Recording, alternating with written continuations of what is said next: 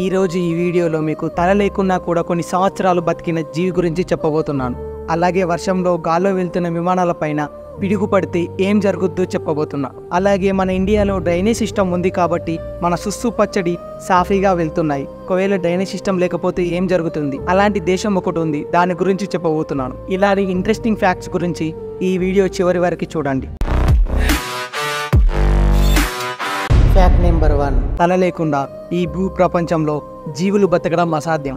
కానీ ఒక కోడి మాత్రం తల లేకుండా 18 నెలలు బతికింది. దాని పేరు మైక్. 1965లో అమెరికాలో ఓల్సెనో అనే ఒక రైతు చికెన్ తిందామని తన ఫామ్లో ఉన్న ఒక కోడిని కట్ చేశాక అది ఎంతసేపు అయినా కూడా చావకుండా లేచి అటు ఇటు పరిగెత్తసాగింది. అది కొన్ని రోజుల వరకు కూడా అలానే బతుకుండడంతో ఆ మాట ఈ నోట ఆ నోట అమెరికా మొత్తం పాకి చాలా ఫేమస్ అయింది. ఓల్సెన్ ఆ కోడిని ఎంతో గారభంగా పెంచేవాడు. అయితే కోడికి గొంతులో ఉండే ఆహార నాళం నుండి సిరంజీల ద్వారా ఆహారాన్ని పెట్టేవాడు. ఆ కోడిని వీళ్ళు సర్కస్ కంపెనీలో కూడా తిప్పేవారు. అయితే తల కట్ అయినా కూడా అది ఎందుకు బతికిందో ఒకసారి చూద్దాం. అయితే కోడి తలని కట్ చేసినప్పుడు మెదడికి రక్తాన్ని తీసుకెళ్లే రక్తనాళం, ఒక చెవి, ఇంకా మెదడు వెన్నుపాములను అనుసంధానం చేసే బ్రెయిన్ స్టమ్ అనే అవయవాలు తెగలేదు.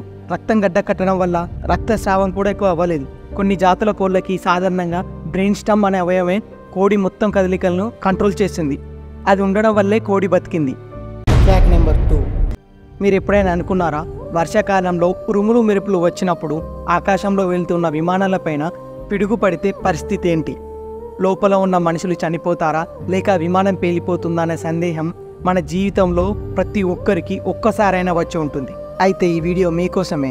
అయితే ఎగిరే విమానాలపైన కూడా పిడుగులు పడతాయి, కానీ విమానం సర్ఫేస్కి లోపల ఉన్న మనుషులకి కూడా ఏం కాదు. దానికి ఒక ప్రిన్సిపల్ ఉంది, అదే ఫారడే కేజ్. అదేంటంటే బయట నుంచి వచ్చే ఎక్స్టర్నల్ ఎలక్ట్రికల్ ఫీల్డ్స్ని లోపల ఉన్న ఆబ్జెక్ట్స్ వరకు రానివ్వవు. అండ్ ఇంకా సర్ఫేస్ పైన కూడా ఎలాంటి ప్రమాదాలు జరగవు. అయితే ఫారడే కేజ్ ప్రిన్సిపల్ వాడకముందు 1963లో ప్యాన్ అండ్ ఫ్లైట్ 214 అనే విమానం పైన పిడుగుపడి దాదాపు 81 మంది చనిపోయారు. ఇప్పటి వరకు కూడా పిడుగుపాటుకు గురైన మేజర్ యాక్సిడెంట్ కూడా అదే. Fact number 3. ప్రపంచంలోనే ఎత్తైన భవనం బుర్జ్ ఖలీఫా గురించి అందరికీ తెలుసు. దాదాపు 12,000 కోట్లు ఖర్చు పెట్టి మరీ కట్టారు. అలాంటి భవనానికి డ్రైనేజ్ సిస్టమ్ లేదంటే మీరు నమ్ముతారా? ఈ ఒక్క బిల్డింగే కాదు, దుబాయ్లో దాదాపు పెద్ద భవనాలన్నింటికి లేదు. బుర్జ్ ఖలీఫాలో దాదాపు 35,000 మంది వరకు ఉంటారు. వాళ్ళు వెళ్లే వ్యర్థాలు రోజుకి దాదాపు 15 టన్నుల వరకు ఉంటుంది. ప్రతిరోజు వాళ్ళు పోయే మలమూత్రాలు కింద బేస్మెంట్లో స్టోర్ అయిన తర్వాత రోజు 10ల సంఖ్యలో ట్రక్కులు వచ్చి వాటిని తీసుకెళ్లి బయట ఉన్న మురుగునీటి శుద్ధి కేంద్రంలో పోస్తాయి. అంత ఖర్చు పెట్టి అన్ని హంగులతో కట్టిన బిల్డింగ్కి డ్రైనేజ్ వ్యవస్థ ఎందుకు లేదో ఇప్పుడు చూద్దాం. 2008లో బుర్జ్ ఖలీఫా పూర్తయ్యే నాటికి దుబాయ్ క్రెడిట్ క్రంచ్తో తీవ్ర ఆర్థిక ఇబ్బందుల్లో ఉంది. ప్రపంచ బ్యాంకుల నుంచి రావాల్సిన లోన్లు సరిగా రాక తీవ్ర ఆర్థిక సంక్షోభం ఏర్పడడంతో ఎన్ఏ సిస్టమ్ కడితే ఎక్కువ ఖర్చు అవుతుందని, అదే ట్యాంకర్లో తీసుకెళ్తే తక్కువ ఖర్చు అవుతుందని అప్పుడు భావించారు. ఇదే రోజు 10ల సంఖ్యలో ట్యాంకర్లో వెళ్ళడం వల్ల తీవ్ర ఇబ్బంది అవడంతో ఇప్పుడు కొత్త ప్రణాళిక వేస్తుంది అక్కడి ప్రభుత్వం. మీరు ఎప్పుడైనా దుబాయ్కి వెళ్తే ఈ కలర్ ట్రక్కులు కనిపిస్తే దానికి చాలా దూరంగా ఉండండి, అదే మీకు సేఫ్టీ. Fact number 4. ప్రభుత్వ ఉద్యోగమో ప్రైవేట్ ఉద్యోగమో ఏదో ఒక జాబ్ చేస్తే గానీ బతకలేని పరిస్థితి ఈ కాలంలో. అలా మనం పని చేస్తే నెలాఖరికి వచ్చేది డబ్బు. ఆ డబ్బుని శాలరీ అంటారని అందరికీ తెలిసిందే కదా. అసలు మనకి ఇచ్చే వేతనాన్ని శాలరీ అని ఎందుకు అంటారు? అసలు ఆ పదం ఎక్కడి నుంచి వచ్చింది, ఎందుకు వచ్చిందో ఇప్పుడు చూద్దాం. ఒకప్పటి రోమన్ సామ్రాజ్యంలో వాళ్ళ సైనికులకి డబ్బుకి బదులు ఉప్పును ఇచ్చేవారంట. అంటే ఉప్పు అంత విలువైనది ఆ కాలంలో. సైనికులకి నెలసరి ఖర్చులకు ఇచ్చేదాన్ని సెలేరియం అనేవారు.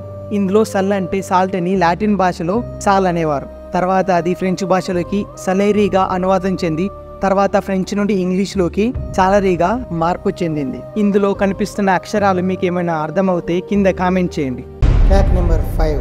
నీళ్లు అనేవి ప్రపంచంలోని ప్రతి ఒక్క జీవికి అత్యవసరం. మనం బతికేది నీళ్ల వల్ల.